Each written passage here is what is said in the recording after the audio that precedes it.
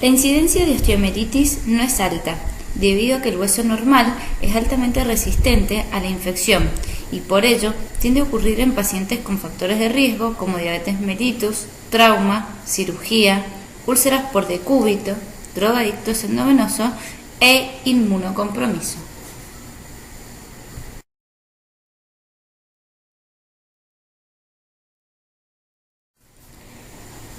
En la patogenia de la osteomielitis se conocen 3 vías de llegada diferentes de la infección. Podemos encontrarnos con la inoculación directa del microorganismo en el hueso, ya sea postraumática o posquirúrgica, afectando principalmente a fémur y tibia. Se producen generalmente luego fracturas abiertas o expuestas, teniendo estas una incidencia del 2 al 25% de osteomielitis.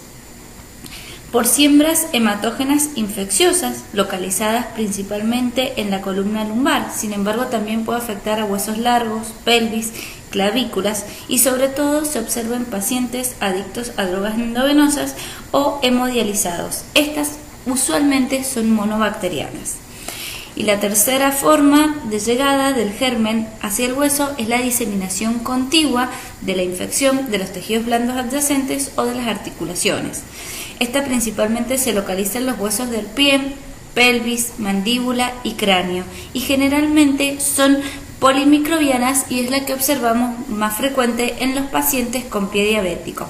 Es más, se estima que el 30% de los diabéticos con infección del pie tienen osteomielitis.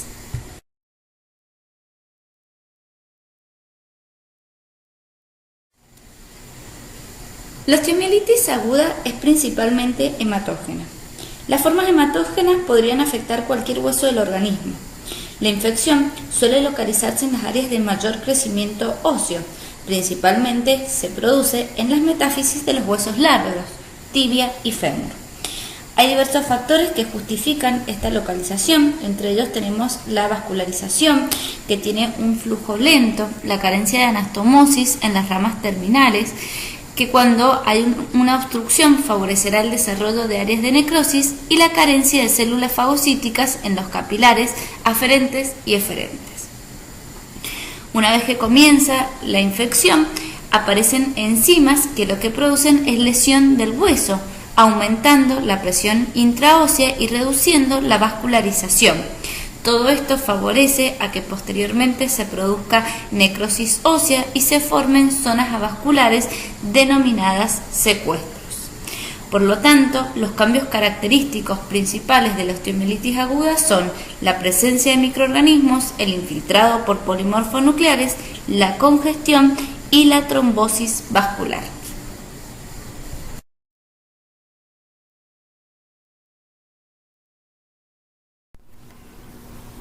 Staphylococcus aureus es el microorganismo más prevalentemente recuperado en todas las osteomielitis. Es el 90% de los gérmenes en las formas hematógenas. Esto se debe a que tiene una capacidad de unirse al hueso mediante la expresión de adhesinas de alta afinidad, que se unen con componentes que están en la matriz ósea como son fibronectina, laminina, colágeno, entre otros. No menos importante y no debemos olvidar el Staphylo aureus meticilino resistente de la comunidad. Este, en la actualidad, es causa frecuente de osteomielitis aguda de huesos largos y de espondilodicitis.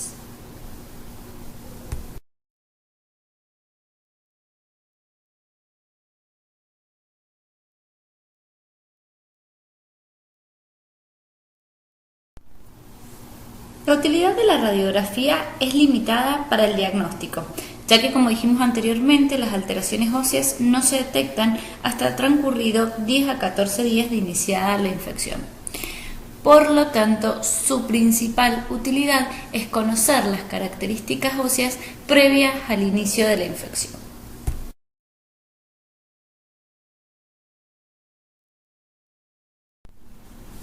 En la osteomielitis aguda se requiere iniciar un tratamiento antibiótico empírico de forma inmediata y evaluar las necesidades de combinarlo con tratamiento quirúrgico.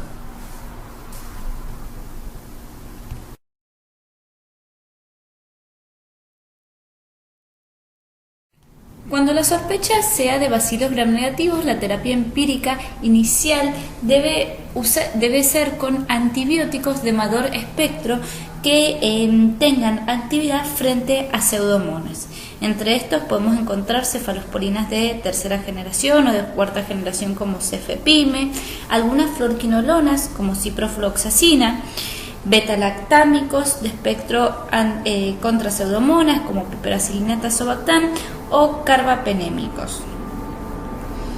Las fluorquinolonas son fármacos muy usados en el tratamiento de la osteomielitis, tienen buenas características farmacocinéticas y es importante que existe una alternativa vía oral. Tienen buenas tasas de curación y pocos efectos adversos.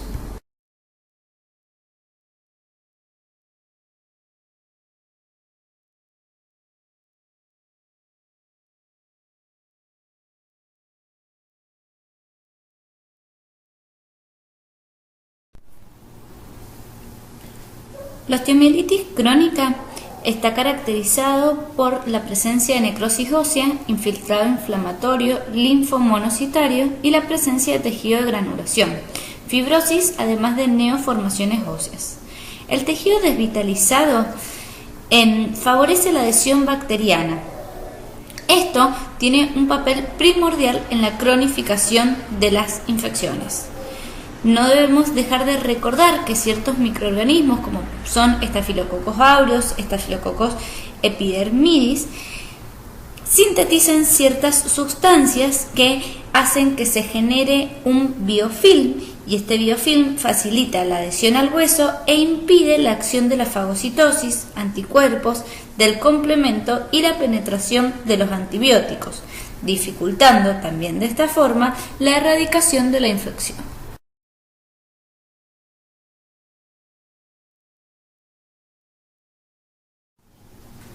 En las osteomielitis crónicas, la principal vía de llegada del germen hacia el hueso es por inoculación directa o por contigüidad.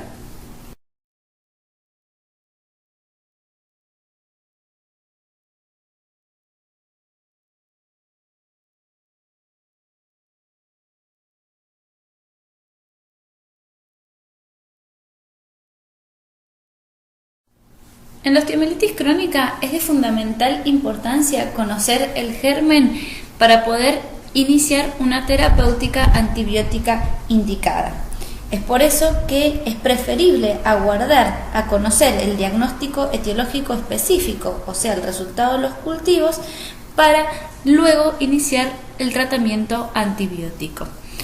La mejor forma de obtener el diagnóstico microbiológico es a través de las biopsias óseas, ya sea por punción o por cirugía.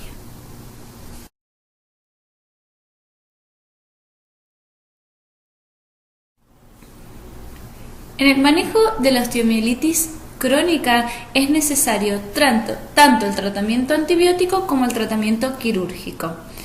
Es de fundamental importancia tratar de obtener una muestra para cultivar y en base al cultivo iniciar el tratamiento antibiótico, siempre y cuando las condiciones clínicas del paciente así lo permitan.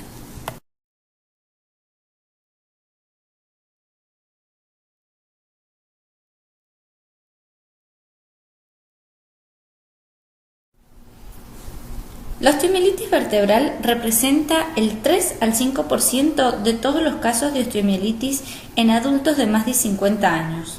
Su incidencia se ha visto aumentada en los últimos años y esto se debe principalmente a la disponibilidad de técnicas por imágenes, precisamente la resonancia magnética, que ayudan al diagnóstico precoz. La osteomielitis vertebral afecta principalmente a individuos de edad avanzada, adictos a drogas endovenosas, diabéticos, hemodializados, pacientes que utilizan corticoides, entre otros.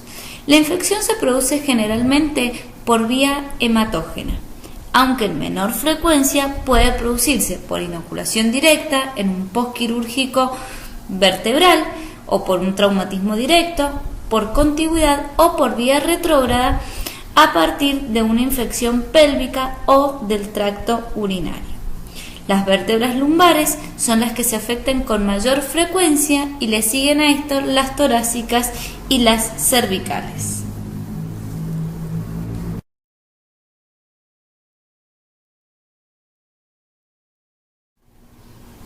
Staphylococcus aureus es el microorganismo predominante.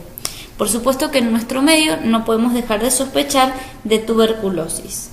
Han aumentado la frecuencia de las infecciones por enterobacterias, relacionadas principalmente con el incremento de la edad de la población y las manipulaciones urinarias, como por ejemplo en el adenoma de próstata, a las cuales se someten a los pacientes.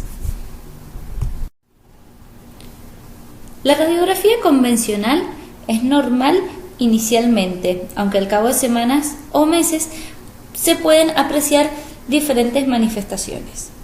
La tomografía es de gran ayuda para el diagnóstico, permite valorar la extensión de la infección.